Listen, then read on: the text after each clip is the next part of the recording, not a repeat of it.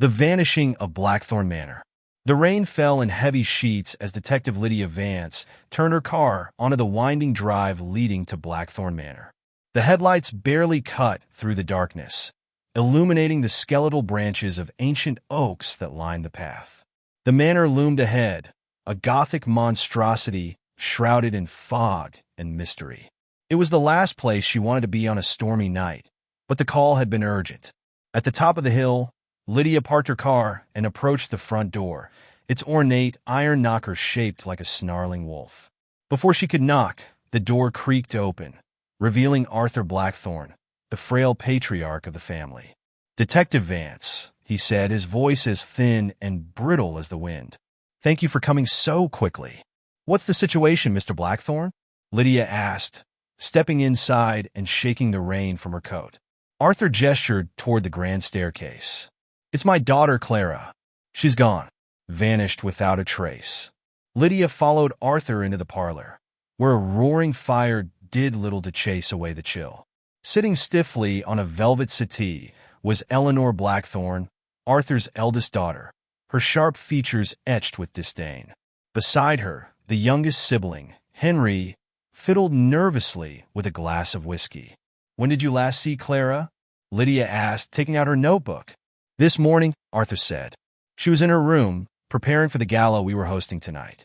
But when the guests arrived, she was nowhere to be found." "Have you searched the house?" Lydia asked. "Every room," Eleanor interjected. "Twice. The staff has scoured the grounds as well. It's as if she simply disappeared."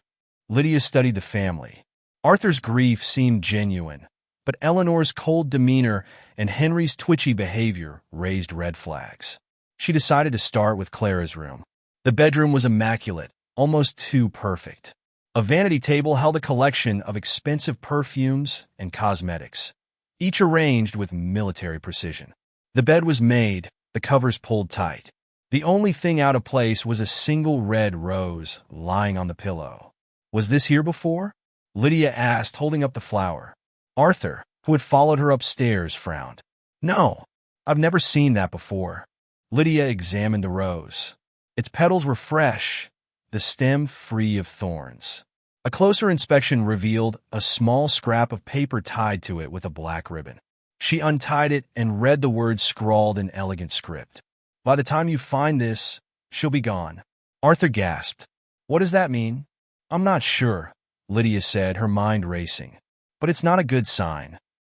Back in the parlor, Lydia questioned the siblings.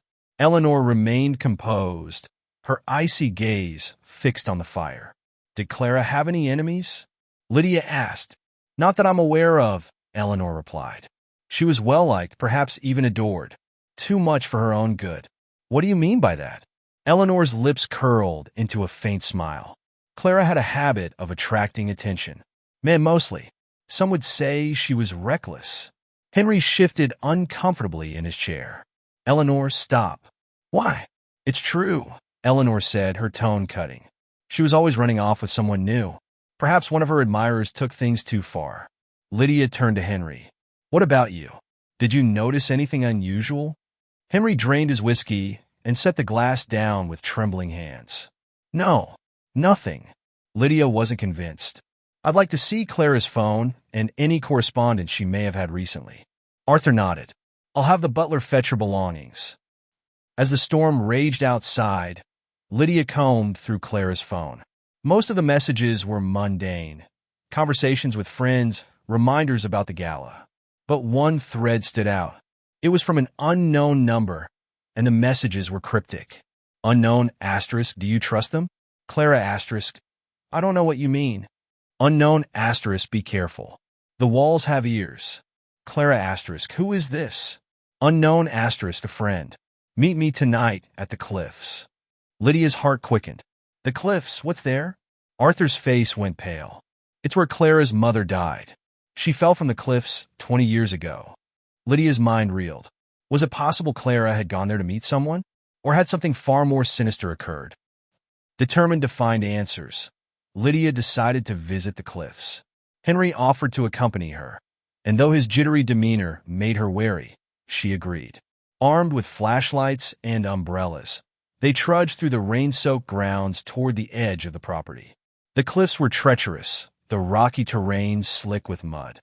Lydia's flashlight beam danced over the jagged rocks below, but there was no sign of Clara. Just as she was about to give up, Henry cried out, "Over here!" Lydia hurried to his side, her flashlight illuminating a crumpled piece of fabric snagged on a thorn bush.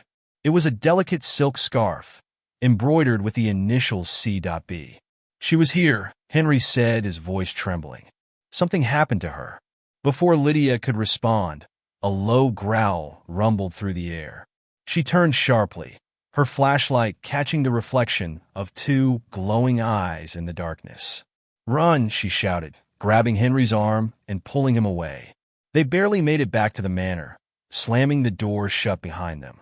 Henry collapsed onto the floor, gasping for breath. "What was that?" he stammered. "I don't know," Lydia said, her mind racing. But it wasn't human. As the night stretched on, the atmosphere in the manor grew heavier. The family gathered in the parlor, tension crackling like static electricity. Lydia's instincts told her there was more to the Blackthorns than met the eye. She decided to confront them. "I need the truth. What aren't you telling me?" Arthur looked away, his hands trembling. Eleanor remained stoic, but Henry's face crumpled. "It's the curse," Henry blurted out. "Enough!" Eleanor snapped. "Don't start with that nonsense." "What curse?" Lydia pressed. Arthur sighed, his shoulders slumping. "Blackthorn Manor has always been different. Strange things happen here, things we can't explain. My wife used to speak of a presence, something ancient and malevolent." "That's ridiculous," Eleanor said. "Clara's disappearance has nothing to do with ghosts." "Then what does it have to do with?" Lydia asked. "Because right now, I'm out of leads." Eleanor hesitated, her composure cracking. "Fine. Clara was involved with someone, a man named Victor. He was intense, controlling. She tried to end things, but he wouldn't let her go. Why didn't you tell me this earlier?" Lydia demanded. "I thought he'd given up," Eleanor said. "But maybe I was wrong." Armed with this new information, Lydia ran Victor's name through the database on her phone. Victor Holloway, a man with a criminal record for assault and stalking. The pieces were starting to fall into place, but the question remained. Where was Clara? As dawn broke, Lydia decided to search the manor's extensive grounds one last time. She started with the old stables, long abandoned and overgrown with ivy. Inside, the air was damp and musty, the floor littered with debris. And then she saw it, a trapdoor partially hidden beneath a pile of rotting hay. Her pulse quickened as she pried it open, revealing a dark staircase leading underground. Flashlight in hand, Lydia descended into the shadows. The air grew colder with each step, and the faint sound of dripping water echoed in the distance. At the bottom of the stairs, she found herself in a cavernous room lined with ancient stone walls. In the center was a chair, its leather straps frayed and stained. And sitting in the chair was Clara. "Clara!" Lydia rushed forward, untying the young woman's hands and feet. Clara's eyes fluttered open, her face pale and streaked with tears. "Detective," she whispered. "He's here." Before Lydia could react, the sound of footsteps echoed behind her. She turned sharply, her flashlight illuminating a tall figure standing in the doorway.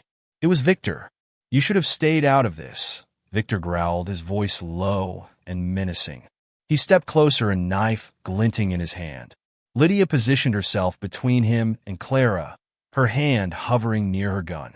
"It's over, Victor. Let her go." Victor sneered. "You don't understand. Clara belongs to me. She always has." In a flash, he lunged toward them. Lydia drew her gun and fired, the shot echoing through the cavern.